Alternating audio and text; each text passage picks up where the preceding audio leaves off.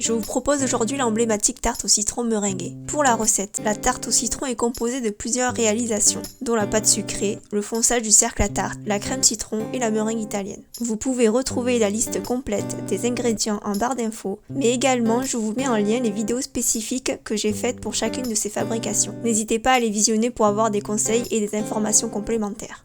Allez, c'est parti pour la recette. Tout d'abord, je commence par faire ma pâte sucrée. Je la réalise au robot avec la méthode par crémage, c'est-à-dire que je travaille le beurre en pommade avant de le blanchir avec le sucre glace. Puis j'ajoute mon œuf et j'augmente la vitesse pour que la texture devienne homogène. Là, je n'hésite pas à arrêter mon robot pour corner le beurre qui est resté collé autour de la cuve. Voilà, la texture me paraît mieux. Donc j'ajoute ensuite la farine. Puis je remélange à vitesse moyenne pendant 2 à 3 minutes maximum, le temps que la farine soit toute incorporée. Je débarrasse ensuite la pâte sucrée sur mon plan de travail, je la boule légèrement, puis je l'aplatis pour qu'elle prenne le froid plus rapidement. Je l'affine et je la réserve au froid entre 30 à 40 minutes. Et pendant qu'elle repose, j'optimise mon temps et je passe à la crème citron. Pour cela, je commence par le zeste de mon citron, j'ajoute ensuite le jus. J'ajoute la moitié de mon sucre et je fais chauffer à petit feu. À côté, je prépare mon mélange avec les œufs. Je les blanchis avec le reste du sucre.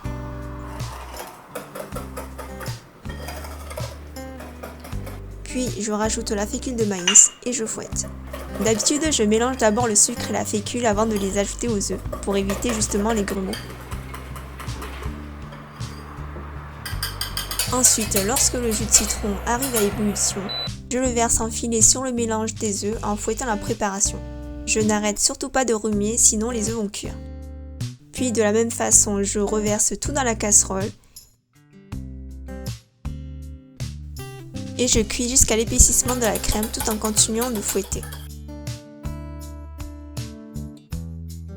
Ensuite, je débarrasse la crème citron dans un récipient. Je corne bien ma casserole pour récupérer le maximum de matière. Et puis je la fouette et je la laisse tranquillement refroidir jusqu'à 40 degrés avant d'ajouter les morceaux de beurre et de la remélanger pour lisser la texture.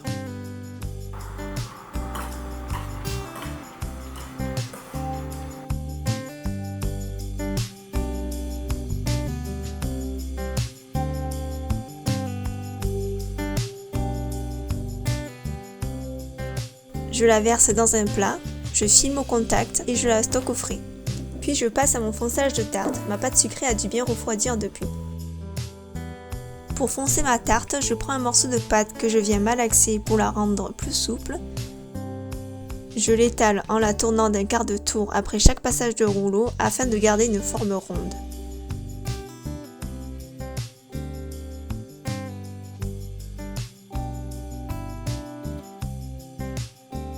Puis dès que j'ai la bonne épaisseur, je vérifie que j'ai assez de pâte pour foncer mon cercle à tarte. Je viens enrouler la pâte autour de mon rouleau et je la déroule délicatement sur mon cercle. Je la replace bien au centre et je commence mon fonçage. Je fais glisser doucement le surplus de pâte pour pouvoir former et bien marquer l'angle qui fait la jonction entre le fond et le bord. Je répète ce geste tout autour du cercle. Ensuite, je coupe et j'enlève l'excédent de pâte.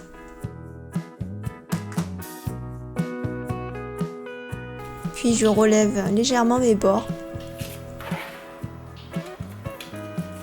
Puis enfin, je retire l'excédent de pâte avec un couteau.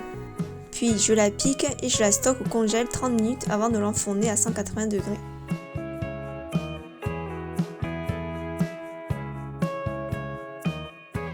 Je sors mon fond de tarte après 20 minutes de cuisson et je la laisse refroidir tranquillement.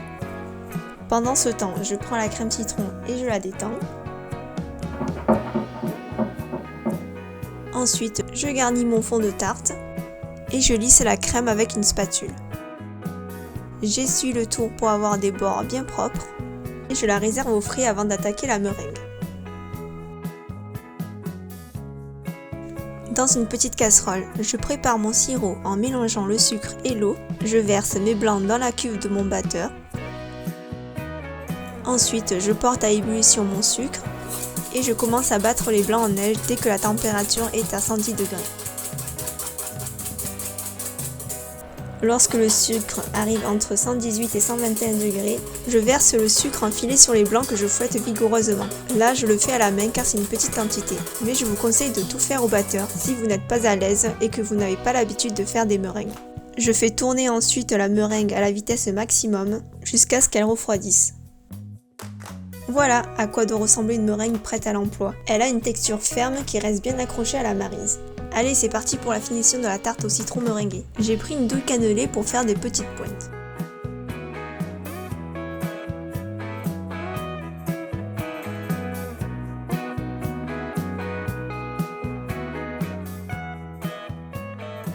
Une fois fini, je brûle la meringue avec un chalumeau.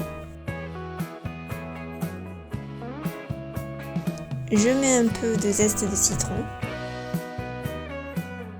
Et je finis par quelques tranches de citron pour la déco. Et voilà, il ne reste plus qu'à déguster.